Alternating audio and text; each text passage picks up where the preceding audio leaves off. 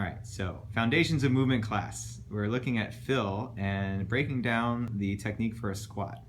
So why don't you just go ahead and show us a good biomechanical squat based on the technique as we teach it here.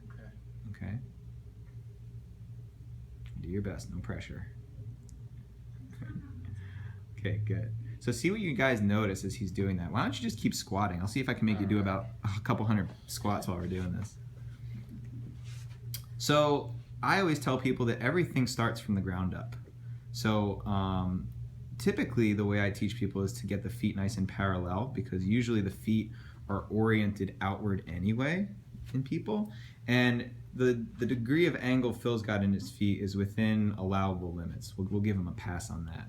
And the reason that we watch the feet is because they set the tone. Why don't you show us what a squat would look like if you're really rotated out? Yeah. So go ahead and do that one. So even though it looks like his knees are over his feet, it makes it much more difficult for him to keep his knees in good alignment there. So go ahead and put your feet back where they belong. Good. Okay. So what that does is it helps him get his knees oriented over the tops of his ankles, which keeps him from putting unnatural stress on his knee joints. So another cue that we give people is teaching them to screw their feet into the ground. Let's actually watch this from the front. So why don't you show us what it looks like when your foot is just kind of flopping down towards the middle. Show us what happens to the knees. Yeah, so the knees come in and they try to hold hands. Yep. So something that you might not be able to see visually, but trying to screw your feet into the ground naturally lifts the arches and puts the knees over the tops of the ankles. Everybody kind of see the difference there? Mm-hmm. Good. Excellent.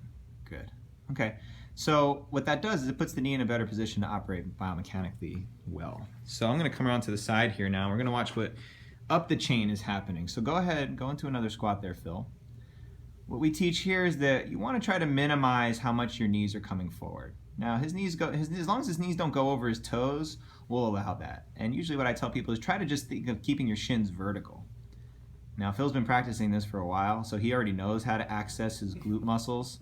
But if he were to squat and just kind of let his knees go as far forward as they would, it's going to load up his quadriceps, it's going to pull him off of his heels. So as far as balance and efficiency, it's not as good of a strategy for ordinary movement.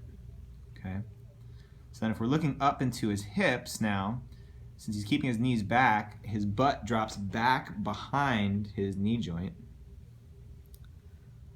And you can see that he's able to keep a nice, good back position there. Now, why don't you show us what it looks like if you're overextended in your back when you squat down, which Phil has a tendency for anyway.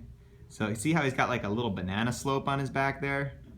Yeah. So, and that's something I know Phil's working on. He better be. So we want to try and see a little bit less of that curvature there. Yeah, still a nice, straight, neutral spine, but not overly flexed either. Good.